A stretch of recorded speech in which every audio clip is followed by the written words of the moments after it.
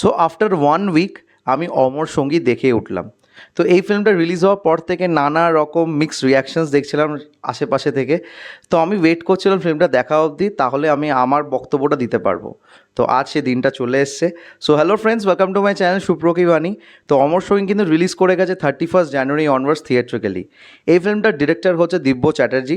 এখানে কাস্টিংয়ে আছে বিক্রম চ্যাটার্জি, সোহিনী সরকার প্রাইমারিলি, এছাড়াও আছে আর লিস্ট অফ অ্যাক্টার্স যেমন শ্রীতমা ভট্টাচার্য, দিব্যসা সেন সহ আরও অনেকে।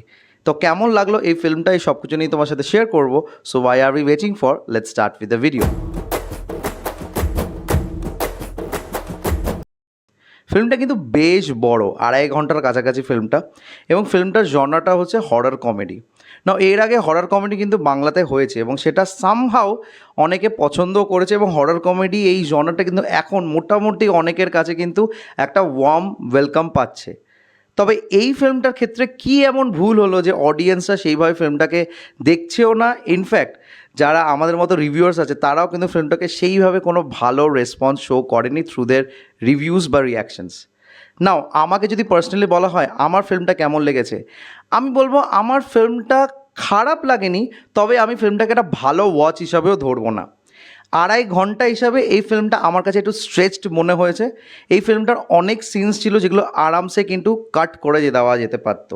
মানে ফিল্মটার বহু জায়গা এমন আছে যেটা জাস্ট একই জিনিসকে অনেকটা টেনে টেনে দেখানো হচ্ছিল।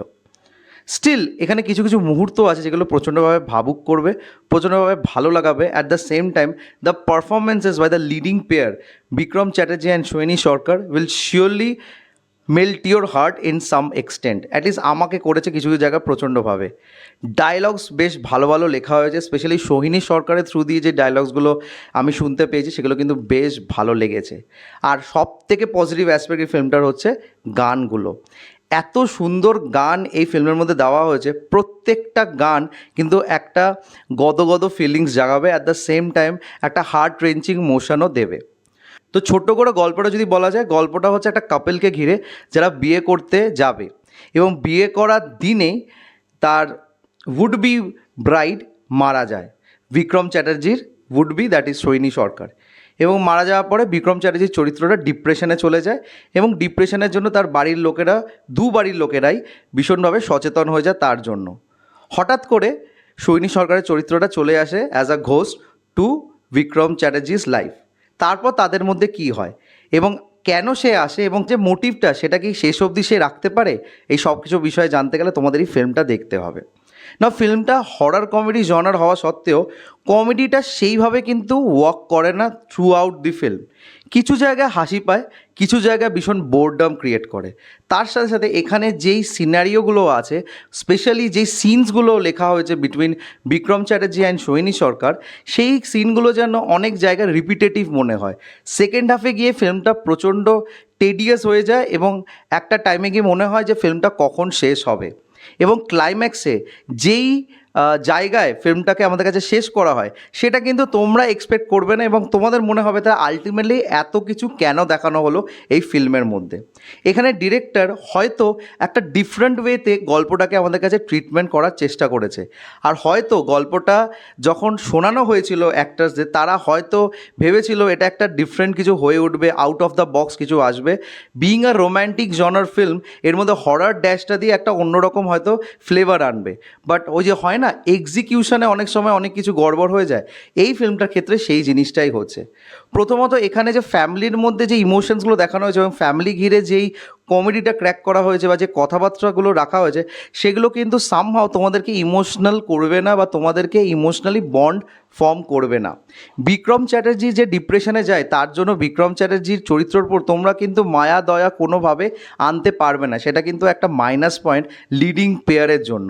এবং সোহিনী সরকার যখন আসে, সেই যখন ভূতকে নিয়ে নানা রকম অ্যাঙ্গেল এখানে আনে এবং এখানে ভূতকে নিয়ে নানা রকম বিশ্লেষণও রাখা হয়, সেই বিশ্লেষণগুলো কোনোভাবেই কিন্তু গল্পের সাথে যায় না অ্যাট দি এন্ড। তার উপরও এই ফিল্মটার মধ্যে অনেক ক্যামিও রাখা হয়েছে, যে ক্যামিওসগুলো কিন্তু সামহাউ ফিল্মটাকে আরও বেশি যেন ইলংগেট করে দিয়েছে।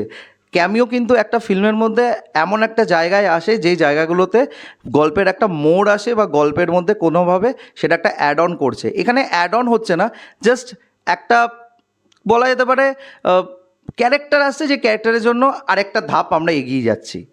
তো গল্পটা যেরমভাবে আমাদের কাছে তুলে ধরা হয়েছে, সেই গল্পটা কিন্তু যদি ঠিকঠাকভাবে এডিট করা যেতে পারতো, তাহলে এটা 2 ঘন্টা কাফি ছিল আমাদের কাছে দেখানোর জন্য।